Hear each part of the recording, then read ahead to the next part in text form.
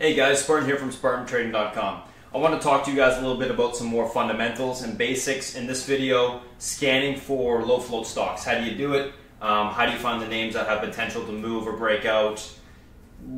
Pretty simple, so to speak. We basically want to look at a few different things, key elements, and we're going to go into that right now. So you can use any sort of scanner. The scanner I like to use is FinViz because it's free. It's probably one of the best websites I found for scanning stocks. You can quickly go through a lot of stuff very fast, so I love that about it. In this case, what we want to be looking at is low float stocks or smaller cap stocks. In this case, you can just flip it to market cap nano, under 50 million. Keep the relative volume a little bit higher than normal. You can go over 1 or 1.5, I think that's fine. We'll leave it over 1 for now. Current volume, what we want to look at is there to be some sort of liquidity in the stock. So let's go over 100K volume on the stock so we do have liquidity on it. Last thing that we can change is the price range. If you're someone that's looking for one of these smaller low float stocks to move, you probably want to stick with under 10 bucks or under 5 bucks. Let's go under $5 just to narrow it down that much more. Now, you're going to be given a whole bunch of different names. Obviously, you can see that there's a whole big list here. We can further break that down by either looking at a certain sector or industry if we find that one sector seems to be running.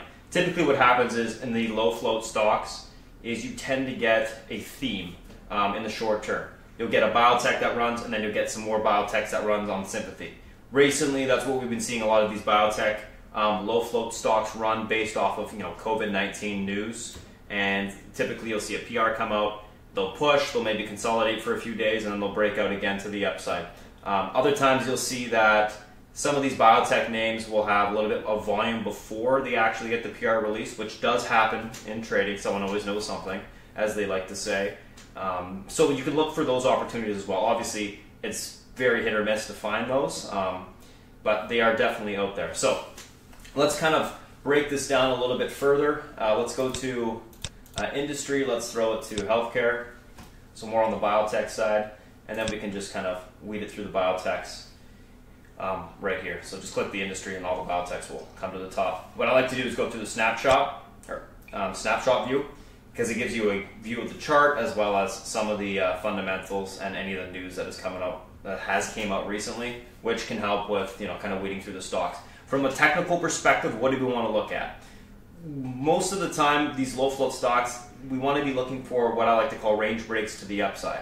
So what is a range break, or what does it look like? Basically, it's when a stock is trading within a range, so a high and a low, and it breaks that high to the upside with some room to the next resistance point.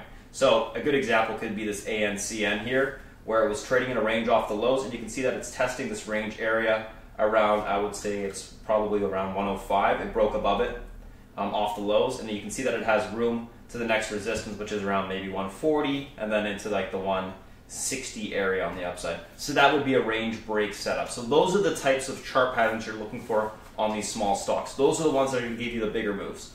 The key thing is looking for the more room to the next resistance point on the upside, has the potential to give you a bigger move. That's probably what you would want to focus on. So as you scan through these stocks, you can pretty much just jot them down, write them down pretty quickly, and then at the end of going through this little list that you've created for yourself, you have a whole bunch of names that you can set alerts on your platform, and if they do break out, you can bring them up and see if there's even more volume coming into them to cause these bigger moves to the upside. So quick little video here on just scanning for these breakout names to the upside, these low float names.